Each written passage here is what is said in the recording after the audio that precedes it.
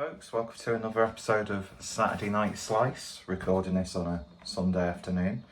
Today, this is something I picked up from Asda, and I've seen the restaurant a few times, especially in like Manchester.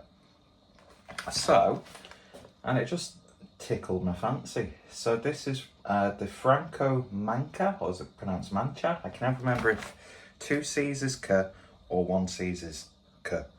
Oh, 2 C's is ch. You know what I mean. I'm British English and very, very ignorant. Even though I would like to travel to places around Italy to try some really good pizza. So hopefully we can get that sorted and I can get a little bit of it Italian sorted. But anyway, so yeah, I saw this in Asda. I think it was like £4.50, something like that. Yeah, so this is spicy salami, fried onion and chili infused honey from our chef's special selection, hand-stretched, wood-fired sourdough, and then bursting with sweet, spicy honey flavour. Probably had that at an angle that you couldn't read. And there is a little bit of a blurb on the back. So our signature sourdough base is topped with a rich tomato sauce, spicy guala salami, creamy mozzarella and fried onions. Drizzle the chili fused honey just before serving, so you get a separate pouch. So our signature sourdough base, made in Italy, slow proofed, stone baked in traditional wood burning oven and hand stretched. Pizza sauce is produced in the heart of Italy's northern food valley following a traditional recipe. Our rich pizza sauce is made with 100% Italian tomatoes lightly seasoned with basil. And then about us.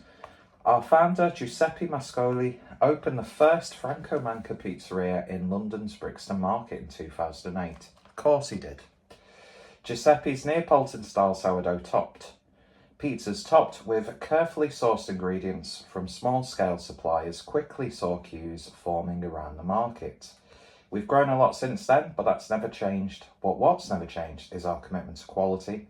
And also what's never changed is my ability to read English quickly.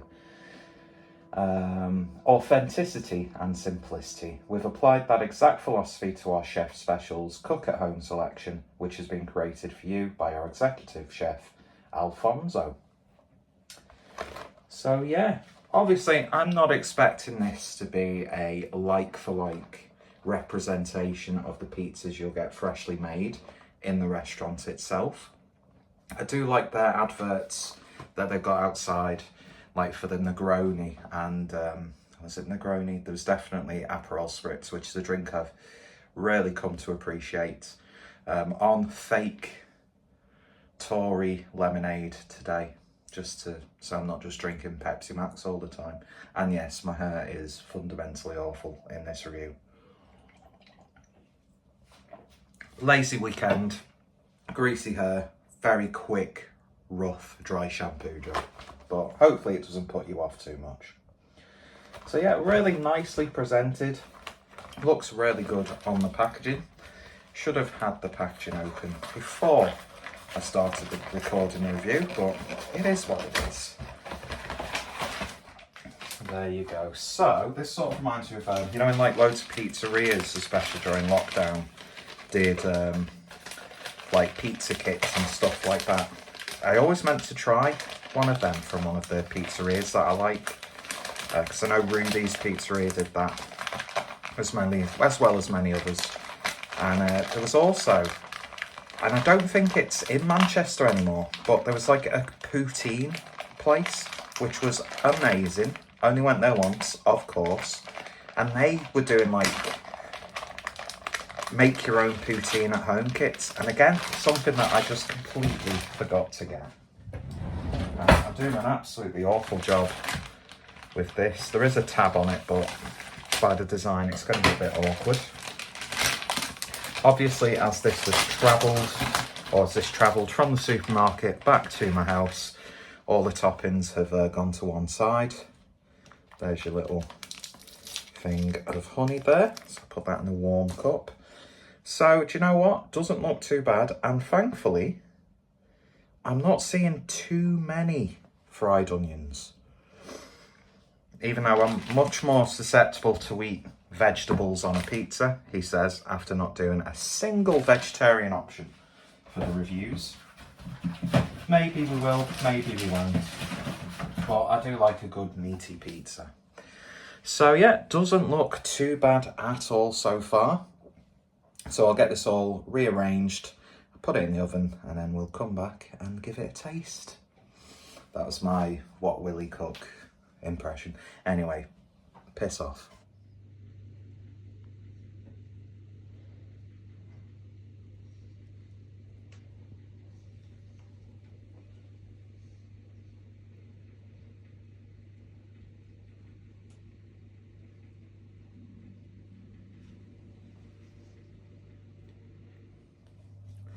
Well, I've got to say, it's actually come out quite nicely.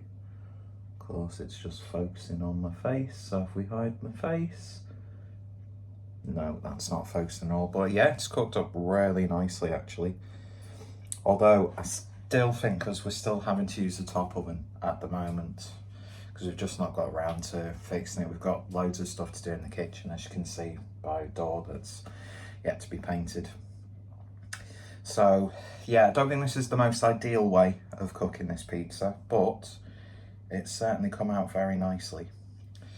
So what I'll do is, I'll have a piece first without any of the honey on it, see what it's like on its own merits. Focusing on this is atrocious. There we go. Pepperoni's cooked really nicely. I think most of the onions, like the pepperoni, have gone to one side, so I'm probably going to get a very onion-filled slice, which will be lovely. Cheese melted nice, distributed nicely. I could have distributed the pepperoni a bit better, but it is what it is. So let's just try the cheese, tomato, and the base.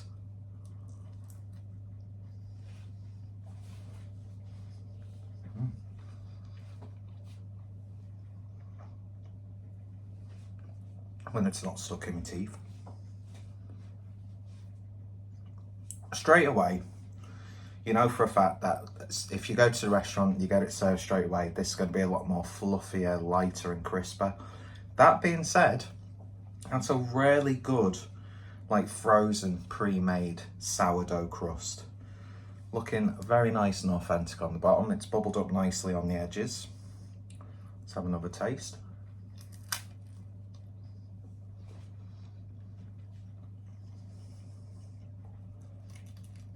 See if I can get a bit of the tomato sauce on its own.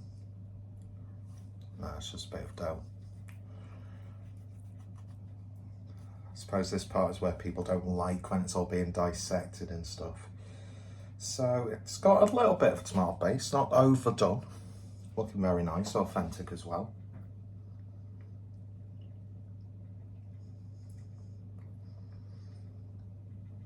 I've got to say, it's not the most flavoursome tomato base.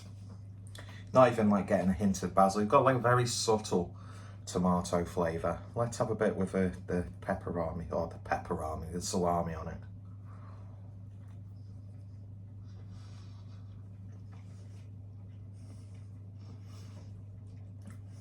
Yeah, not bad at all. Let's try just the salami on its own.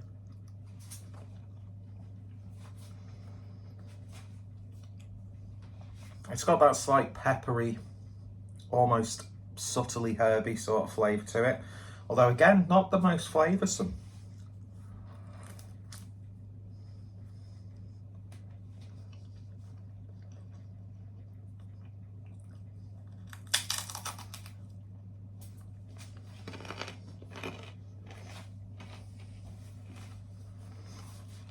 That'll be really good for dipping.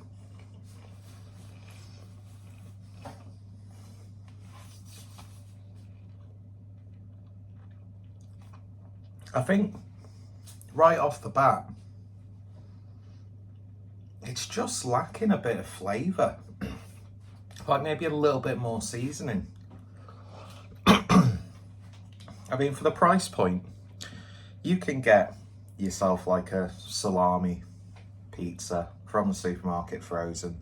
That's not just like a store's budget home brand, but like a branded one for a little bit less. Get a little bit more flavour. That's not to say it's a bad pizza. Far from it. The crust is really, really nice on this.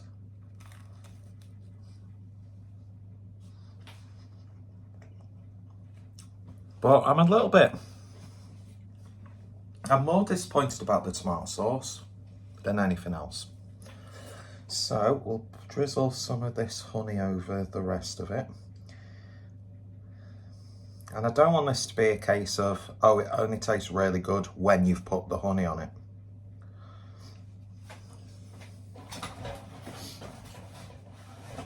Right. Obviously, add that in like a cup of warm water, and it's actually not as thick as I thought it'd be. It's quite runny honey. Let's see what the chili honey does.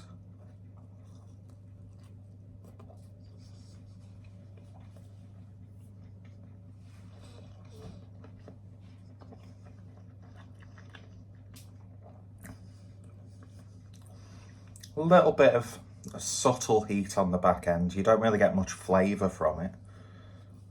Let's dip my finger in the honey. It could have been the way I've like warmed it up slightly. It might have diluted the flavours. But again, it just seems like it's lacking something.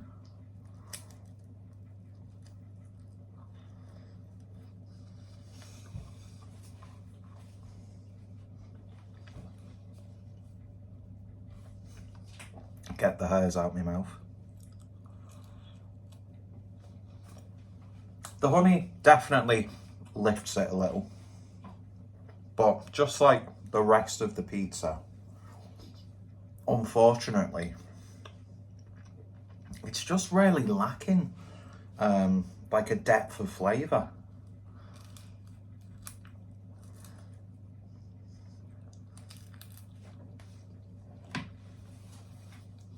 And I'd be happy to bet money on the fact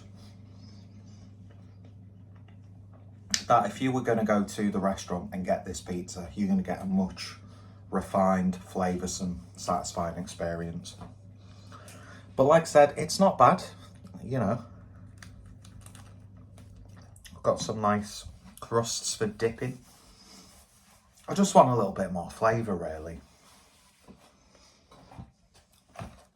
I mean, like, even the salami, that's where you could have really, you know, grabbed the attention. It's almost like, and I don't think this is the case, because it's obviously different production methods and things like that, and you've got to put more preservatives in a pizza like this than you would do if you're making it fresh for the customer.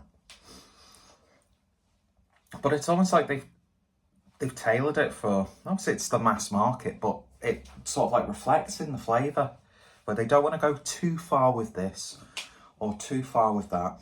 It's like you see a lot of these like really spicy curries and stuff, or like chili breaded chicken and things like that, where it's so spicy, then it's got like 2 chili rating. But when you have it, it's just so subtle. So it's like I don't think they are, but that's the impression I'm getting. They're trying to like appeal to that sort of like safe palate.